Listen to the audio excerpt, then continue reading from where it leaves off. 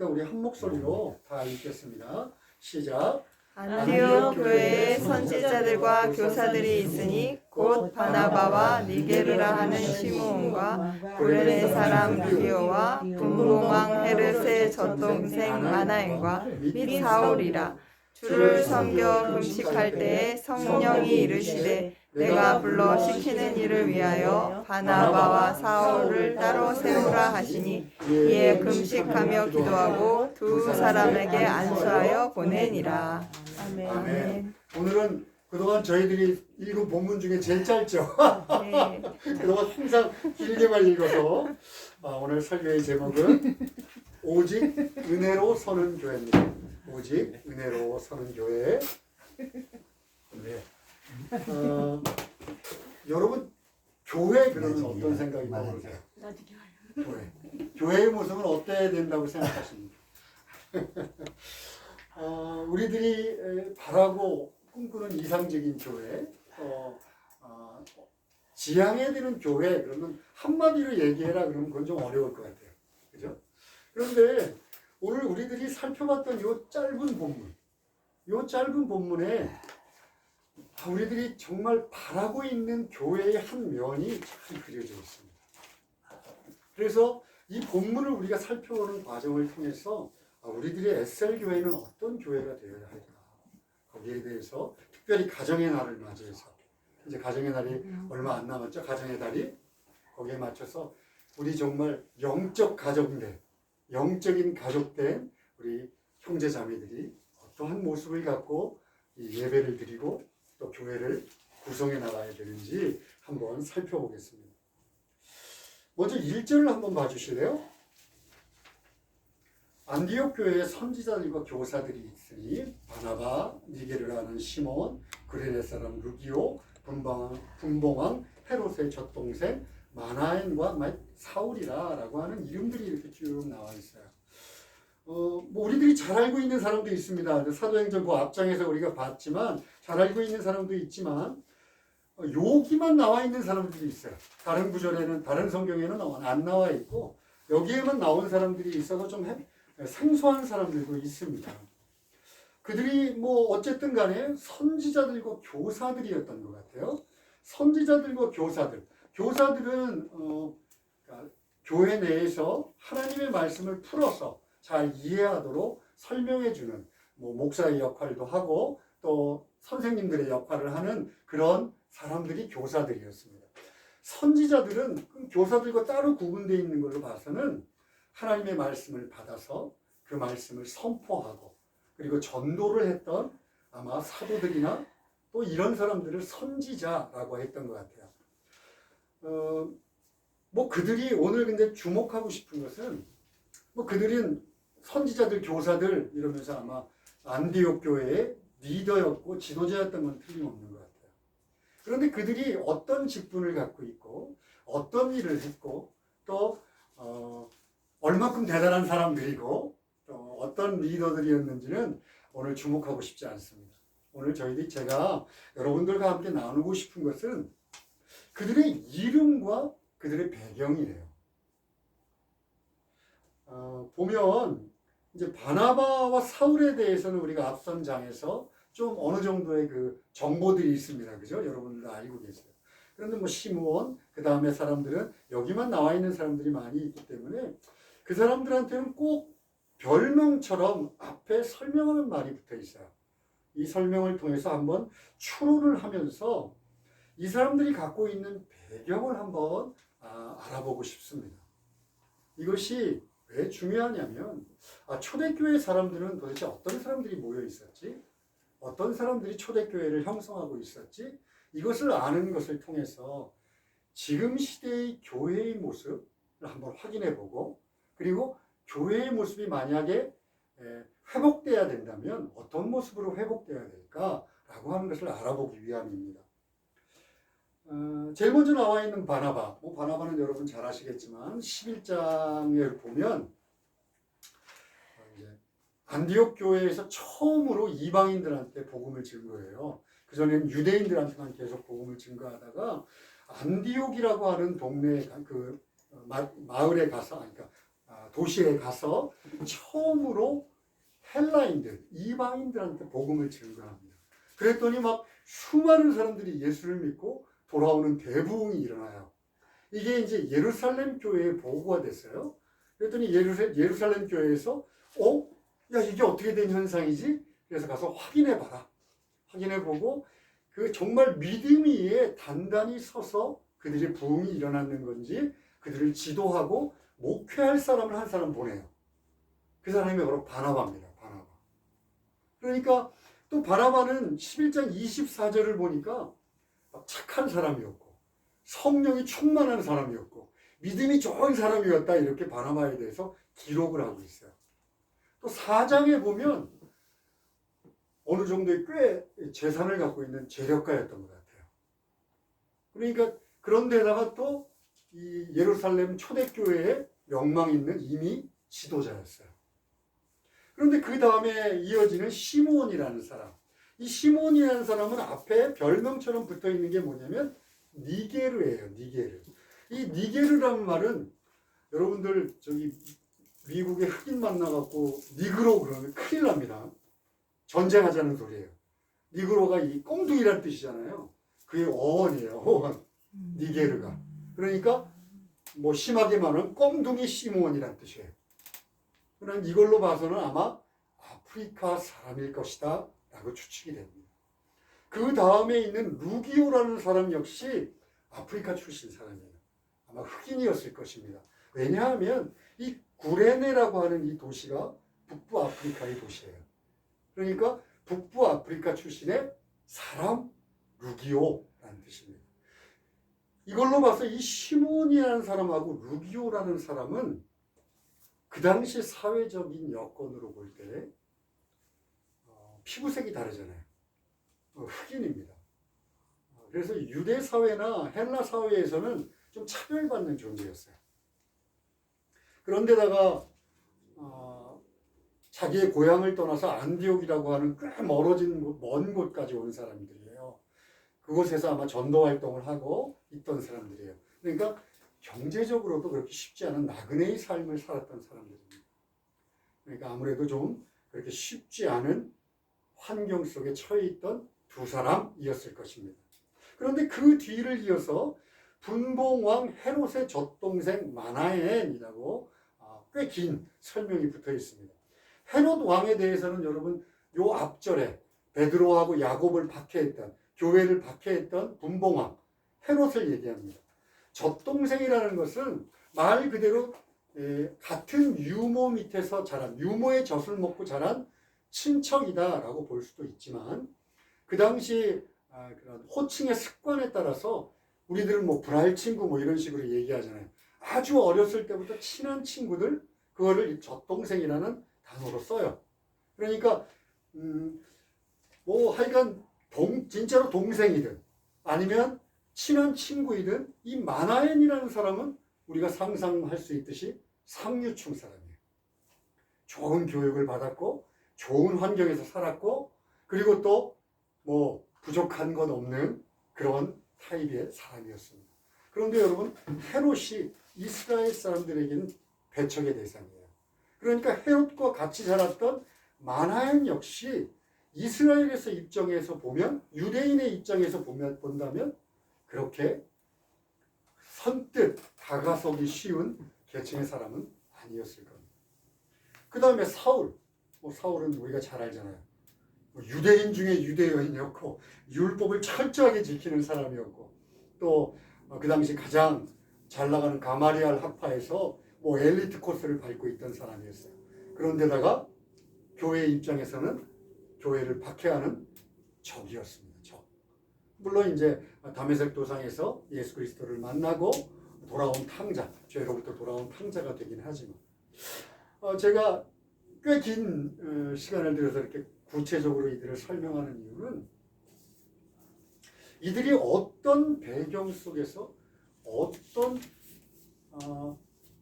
어떤 차이를 갖고 있는데 교회라고 하는 하나의 공동체를 이루고 있다는 거예요. 보면 2절에 보니까 주를 섬긴다라고 써있고 또 3절에 보니까 기도하고 두 사람에게 안수하여 전도자로 파송을 합니다. 그러니까 전혀 다른 배경. 보세요. 피부 색깔 달라요. 인종 다르죠. 그리고 또 사회 계층 다릅니다. 민족 달라요. 또 학문적, 사회적 배경도 전혀 다릅니다. 서로 적대적인 관계에 있던 사람들이에요. 그런데 그 사람들이 마음을 합해서 지금 주님을 같이 섬기고 또 전도의 사명을 다하고 있다는 것이 지금 우리가 읽은 이 3절에 다 나타나 있어요.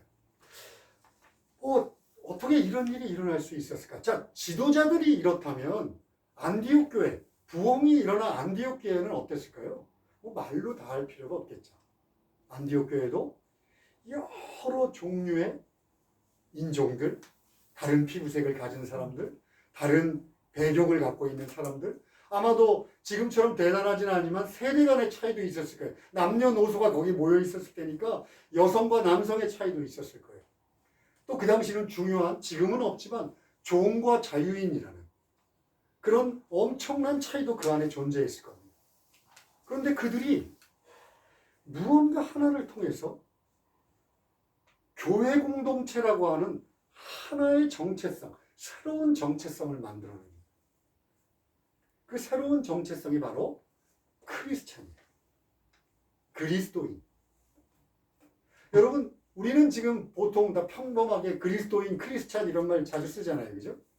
그런데 이 그리스도인, 크리스찬이라는 말이 처음 쓰였던 것은 안디옥 교회로부터 시작됩니다. 그들에게 처음 크리스찬이야 라는 말, 크리스티아니티라고 처음 붙였어요. 왜냐하면 이 크리스찬이라는 뜻은 무슨 뜻이냐면 그리스도의 것 아니면 그리스도를 따르는 사람이라는 뜻인데, 사실 그 당시 그리스도인들을 향한 조롱과 멸시의 말이었고 왕따시키는 말이었어요. 그러니까 별로 좋지 않은 별명이었어요. 지금은 우리가, 저 같은 경우는 크리스찬이라는 걸 굉장히 자랑합니다. 어디 가서 무슨 얘기 있을 때마다 저는 예수 믿는 크리스찬입니다 꼭 얘기해요. 그런데 그때는 사람들이 따돌림하고 손가락질하기 위해서 붙였던 별명입니다. 그런데 이 크리스찬이라고 하는 하나의 정체성에는요 정말 중요한 요소가 들어있어요. 여러 다양한, 정말 다양한 차이를 녹여서 하나의 새로운 정체성으로 만들어가는 그 안에 비밀이, 마치 용광로의 불꽃과 같은 비밀이 숨겨져 있어요.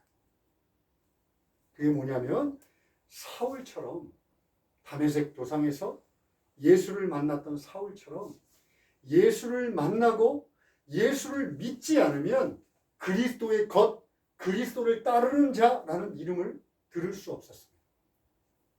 자, 그렇다면 예수를 믿는 것, 예수를 믿는 것이 왜 그 다양한 차이를 녹여내서 하나의 정체성을 만드는 데 중요할까요? 바로 죄의 문제 때문에 그렇습니다. 현대사회를 사는 사람들, 교회 다니는 사람들한테 교회 가서 듣기 싫은 말 베스트 3를 얘기해봐. 그러면 그 중에 하나는 틀림없이 죄입니다. 죄인이라는 말이에요. 그런데 내가 절대로 나의 힘으로는 이 죄의 문제를 해결할 수 없어요.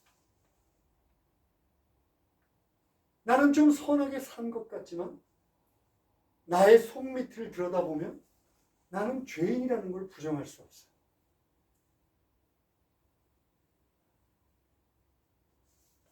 그런데 하나님이 그냥 값없이 에베소서 2장 8절의 말씀처럼 너희가 그 은혜에 의하여 믿음으로 말미암아 구원을 얻었으니 이는 너희에게서 난 것이 아니라 하나님의 선물이다. 내가 정말 용서받지 못할 자인데, 정말 용서받지 못할 죄인 중에 죄인인데 하나님께서 나를 무조건적으로 용서하시고 나를 받아들이셨다. 나를 용납하셨다. 이 은혜가 없으면 절대로 타인을 있는 그대로 받아들이지 못합니다. 물론 일본 사람들처럼 혼내와 타테마에를 세워서 타테마에로 그들을 인정하는 척 할 수 있어요. 그런데 내가 먼저 하나님의 은혜로 용납받은 자야. 하나님의 은혜가 없으면 절대로 받아들일 수 없는 자야. 라는 것을 깨닫고 형제 자매들을 대하고 그들을 받아들이는 것과는 완전한 차이가 있습니다.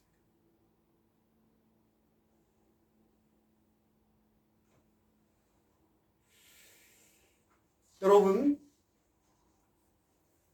예수 그리스도를 믿고 내가 완전한 죄인 중에 죄인이었고 나의 능력으로는 아무리 애를 써도 이 죄로부터 벗어날 수 없는 존재였는데 내가 하나님의 은혜로 구원받은 자, 용납받은 자로 살게 되었다.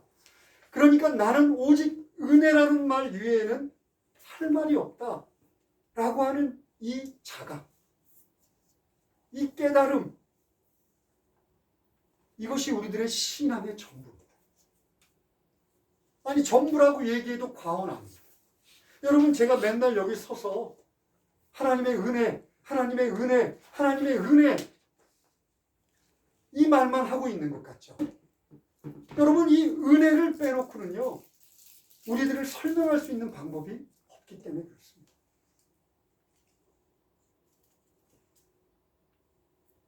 교회에서 왜 죄인이라는 말을 싫어하는지 아세요? 두 가지 이유가 있다고 그래요. 여러 가지 소소한 이유들이 있겠지만 두 가지 이유가 분명한 이유가 있다고 해요. 하나는 지금 내가 죄를 짓고 있는 거예요. 그러니까 내가 지금 죄를 짓고 있다는 자각을 하고 있는데 감춰놓고 싶은 거야. 그런데 자꾸 교회에 나와서 죄인, 회개해. 그런 얘기를 들을 때마다 마치 날카로운 칼로 자기의 양심을 찌르는 것 같아요. 아니면 뭔가 숨기고 싶은 냄새나는 오물들을 이렇게 숨겨놓은 것 같은데 자꾸 그거를 풀어 헤치는 것 같아요. 그러니까 너무 듣기 싫은 거예요. 또 하나, 나는 나름대로 착하게 살았는데 나 예수 믿고 그런 대로 괜찮게 살고 있는데 자꾸 죄인이래. 기분 나빠. 내 자존심이 상하는 것 같아. 나의 의로움이 상하는 것 같아. 라고 하는 교만한 마음이 있으니까 죄인이라는 말을 싫어해요. 듣기 싫어해요. 그런데 성경에서 말하는 죄는요, 하나님을 등지는 거예요. 하나님을 등지고 이 세상에 주인이 나예요. 교회 다니는 사람들도 이 세상의 주인은 난데 하나님은 나를 도와주는 보조 역할. 하나님을 믿는 건 좋아. 내 마음대로 믿어야 돼. 그런 상황이 있으면 죄인이다라는 말이 듣기가 싫어요.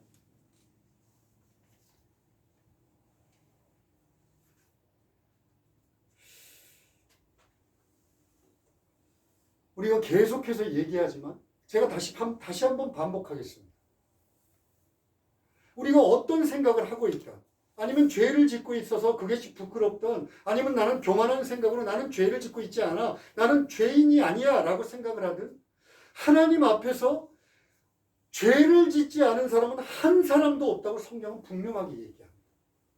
로마서 3장 23절에 모든 사람이 죄를 범하였으며 하나님의 영광에 이르지 못한다라고 분명하게 선언해요.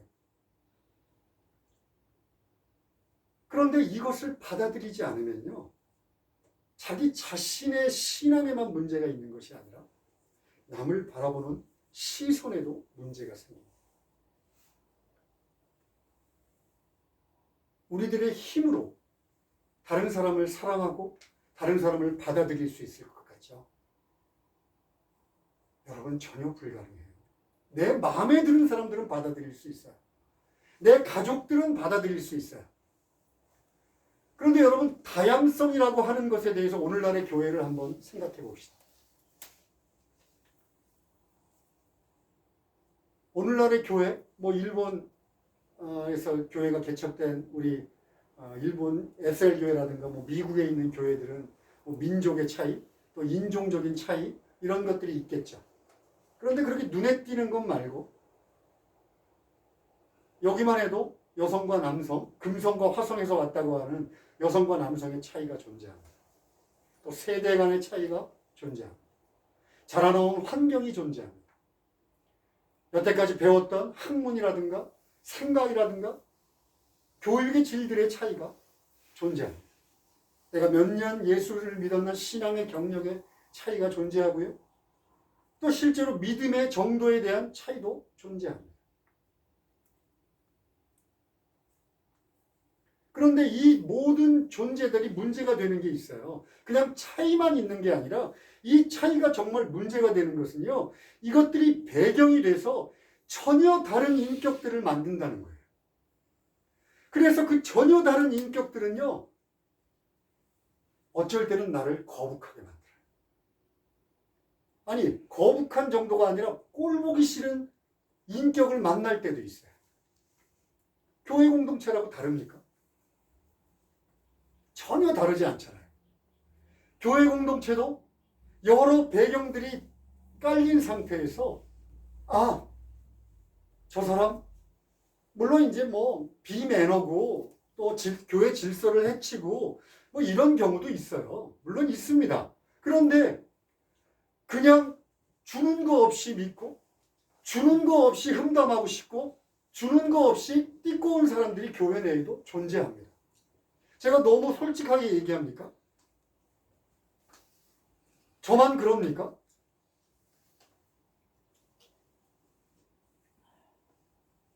그렇다면 오늘날의 교회는 어떻게 이것을 하나로 뭉칠 수 있습니까?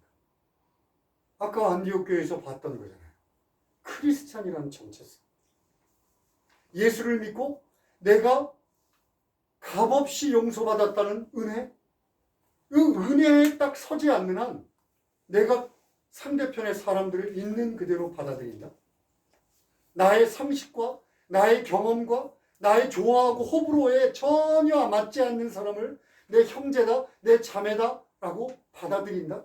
불가능합니다. 불가능해요. 자, 제가 이제 이렇게까지 얘기하면 그러면 교회의 이상적인 모습은 어떤가요? 다들 나오면 밝게 웃고 기쁜 마음으로 서로 얘기하고 평안과 감사가 넘치고. 근데 우리들의 현실, 제가 늘 물어보지만 오늘날 교회의 현실은 어떻습니까? 여전히 분열이 일어나고 여전히 다툼이 일어나고 여전히 미운 사람, 싫은 사람이 있고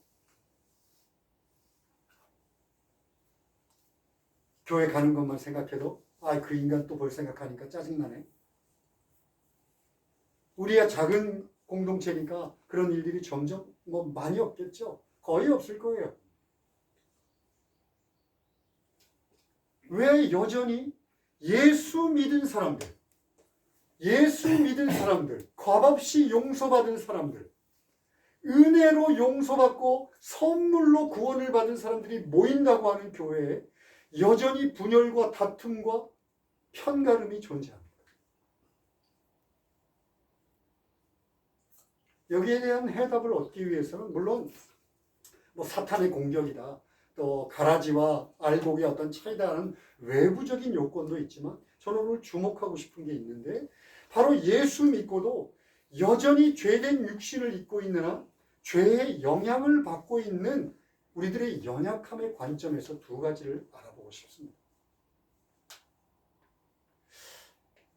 제가 이제 좀 전에 말씀드렸어요. 우리들이 예수를 믿으면 크리스찬이라고 하는 새로운 정체성이 생깁니다. 그래서 이 정체성이 우리를 여러 다양한 것들을 녹여서 그래갖고 하나의 예수 믿는 자라고 하는 예수 그리스도의 것이라고 하는 새로운 정체성을 만들어냅니다. 이것이 우리들을 하나 되게 합니다 라고 말씀드렸어요.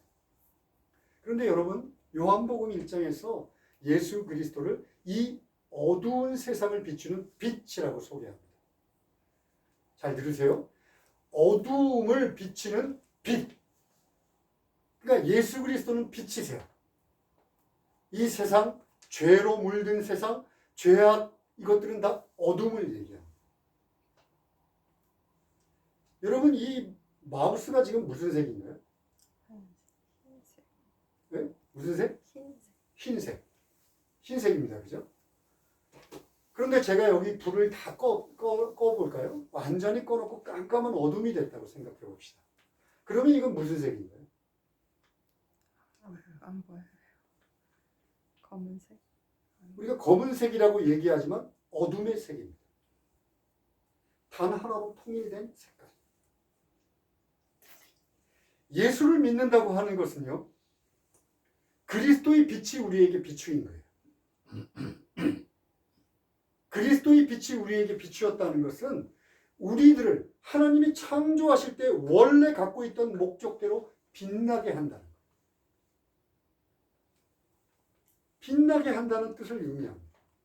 그러니까 자, 예수 믿고 새로운 정체성이 생겼어. 이것은 하나로 통일되는 획일성을 얘기하는 것이 아니라 새로운 크리스천이라고 하는 공동체, 통일성 안에 각자 다양한 빛대로 반짝반짝 빛나는 아름다운 빛의 연합체라는 것을 뜻해요.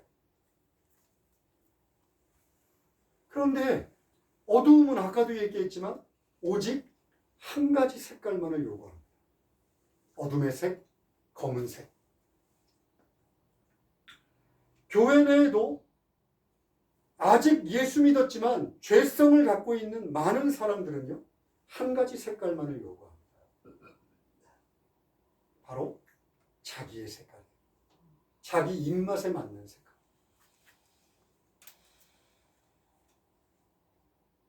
내가 중심이 되는 색깔. 내가 뭐를 해야 되면 다 나한테 맞춰줘야 되는 색깔. 왜 뒤에서 남을 험담할까요? 왜 저 사람은 나하고 안 맞는 것 같아? 라고 저 사람을 일단 거부하고 들어갈까요? 나하고 안 맞는 것 같아. 내가 중심이기 때문에 그렇습니다. 죄는요, 이렇게 우리들을 하나의 색깔, 나의 교만함과 나의 욕심과 나의 욕망을 채워줄 수 있는 색깔로 칠하기를 원해요. 그게 교회 내에도 여전히 존재합니다. 예수 믿고 은혜로 구원받았음에도 불구하고 교회의 형제 자매들을 향해서 그들의 아름다운 빛나는 빛이 아니라 나의 빛으로 그들이 비추어지기를 원합니다. 그런데 그렇지 않아요. 우리들은 그리스도 예수의 빛을 비추었으니 그 예수 그리스도의 빛을 통해서 형제 자매들을 그들의 각자의 개성들의 빛으로 바라봐야 합니다. 그런데 이게 쉽지 않습니다. 경험해 본 사람들은 너무나 잘할 거예요. 아, 나 왜 이러지? 내가 목회자이면서도 저를 회개합니다. 늘 하나님 앞에 어떤 일로 걸려 넘어져요. 목회자고 하나님을 열심히 섬기고 그러나 상처받게 되면 자꾸 미워하는 마음이 생깁니다. 그리고 내 기준에서 그들을 판단하려고 막 어떻게든 그들을 판단해서 좀 합리화시키려고 해버려요. 저처럼 여러분도 자유롭지 않다고 생각합니다. 이 눈을 갖는 것은요, 자연스럽게 그렇게 놔두면 자연스럽게 되는 일이 아니에요. 저는 오늘 2절에 그 해답이 있다고 확신합니다. 여기 보면 주를 섬겨 금식할 때라고 제 앞에 쓰여 있어요. 주를 섬기다 라고 하는 이 단어는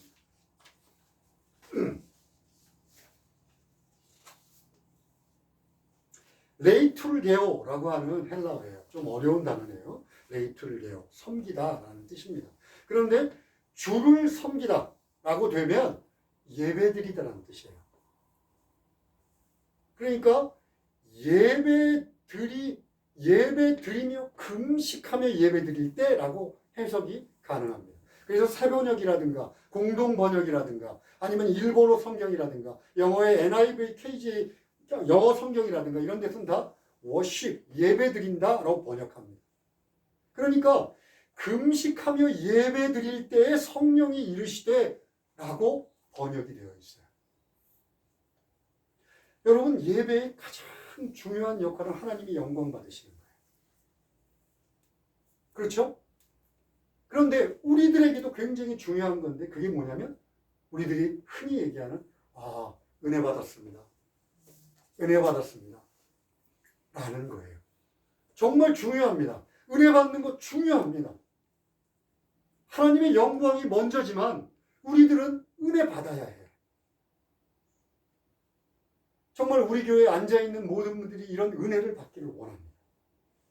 그런데 은혜는요, 와가지고 내가 좋아하는 찬양 불렀다, 내가 듣고 싶은 얘기를 들었다, 내가 누구를 미워하는데 설교가 그 사람을 얘기하는 것 같다, 좀 속이 시원하다, 세상을 좀 까는 것 같다, 내 마음에 좀 맞는다, 이게 은혜 받은 거 아니에요. 은혜 받았다라고 하는 것은요, 하나님의 영광 안에 들어가기에 전혀 못 미치는 내가, 감히 하나님을 만날 수 없는 존재인 내가 그리스도 예수께서 나를 초청하셔서 예배의 자리에 앉아 있어요. 그리고 예배의 프로그램, 말씀, 찬양, 기도를 통해서 하나님의 영광을 조금 맛봐요. 나의 자녀의 정체성이 회복되고 내가 어떤 존재인지를 깨닫게 되고 나의 삶이 일상의 삶에서 하나님과 전혀 관계없는 삶을 살다가 예배의 현장에 와서 다시 하나님의 자녀라고 하는 것의 정체성을 회복하는 것, 이것을 우리는 은혜 받았다라고 얘기해요.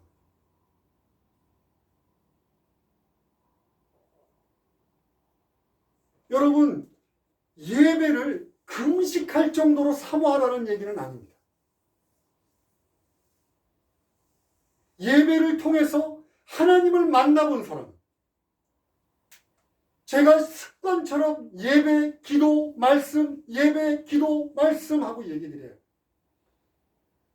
예배를 통해서 하나님의 영광을 접해본 사람, 정말 저 밑바닥까지 떨어졌었는데 예배를 드리는 순간 내 안에 터져나오는 슬픔과 터져나오는 기쁨으로 하나님 앞에까지 올려갔던 사람들, 이 경험한 사람들은요, 예배 가지 마. 누가 돈 싸들고 말려도 예배의 현장에 예배를 사모하며 나옵니다.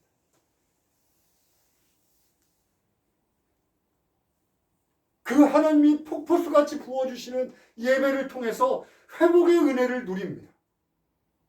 이렇게 매주 예배를 사모하고 단 요만큼이라도 하나님의 영광에 정말 수억만 분의 1이라도 내게 부딪히는 순간 나의 삶은 회복됩니다. 그 능력이 매주 형제 자매들을 대할 때 그들을 용납할 수 있는 능력이 되는 거예요. 그런데 할 수 없이 마지못해 끌려 나온 사람처럼 앉아서 방관자, 나는 예배의 방관자, 오늘은 저 목사가 뭔 말 하나, 저게 또 버벅거리지는 않나, 또 삘 받아서 찬양 또 계속 길게 해갖고 예배가 길어지면 어떡하나, 끝나고서 뭘 먹지? 끝나고서 해야 될 일들이 머릿속에 그대로 가득하고,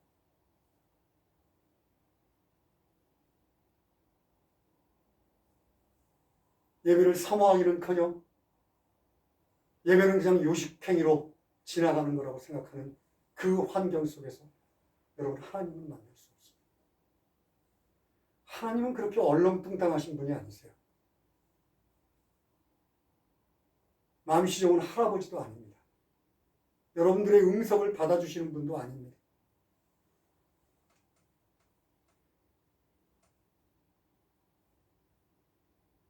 예배는요, 옛날 우리 한국에 있던 할머니, 할아버지들, 우리들의 신앙의 선배들은요, 목숨을 걸고 지켰어요.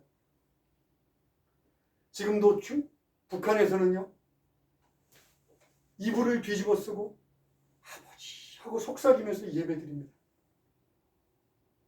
중국의 지하교회에서는 망을 세워놓고 찬양 우리처럼 크게 부르지도 못합니다. 속삭이며 예배드립니다. 걸리면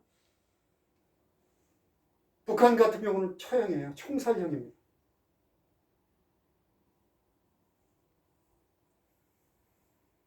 왜 그들이 예배를 그렇게 사모합니까?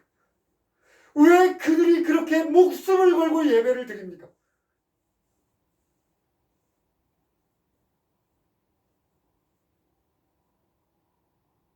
내가 몇십 년 예배를 드리고 몇십 년 신앙생활을 했는데 나는 전혀 변하는 게 없어. 당연해요. 당연해요. 방관자로만 앉아있다면 그렇게 교회를 또 떠나게 될 겁니다.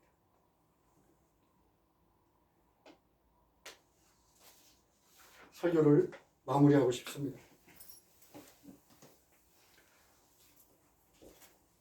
현존하는 교회들만이 아니라 이 세상의 교회들은 수많은 차이를 안고 있습니다. 교회의 구성원들은 정말 사람 수만큼 차이를 안고 있습니다. 이 사람들이 오직 예수를 믿었다고 하는 이 정체성 때문에 교회 공동체라고 하는 한 공동체 안에 들어옵니다. 그리고 각자 하나님이 원래 만들어주셨던 그 아름다운 빛으로 그리스도의 빛을 반사합니다. 그래서 교회 공동체는요, 사모가 돼야 돼요. 가서 그들의 얼굴을 보는 것만으로도 마음이 기뻐야 합니다. 그들이 내 손 잡고 잘 지냈지? 라고 하는 한마디에 내 상한 마음이 위로가 돼야 합니다. 힘들고 지쳐서 정말 이렇게 사는 건 너무 어렵다. 그럴 때 어깨를 툭툭 치면서 그 문제 어떻게 됐어? 기도하고 있어. 제 막내가 태어나서 사망 선고를 받았어요. 살아도 평생 침대에 누워있거나 아니면 장애를 안고 살아야 된다고 했습니다. 주변에 아는 형제자매들에게 기도를 부탁했습니다. 그리고 시간이 흘렀어요. 초등학교 들어가서 건강하게 잘 사는데 그때까지도 잊지 않고 나를 만나면 재우 잘 지내? 기도하고 있어. 이게 교회 공동체입니다. 상하고 지친 심령이 교회에 오면 위로받아야 합니다. 같이 밥 먹고 수다 떠는 것만으로 새 힘을 얻어야 합니다. 그러기 위해서는 먼저 여러분 우리들이 하나님의 은혜 안에 서야 합니다. 여러분 은혜 안에 서야 합니다. 시작도 은혜고 마무리도 은혜입니다. 오직 은혜입니다.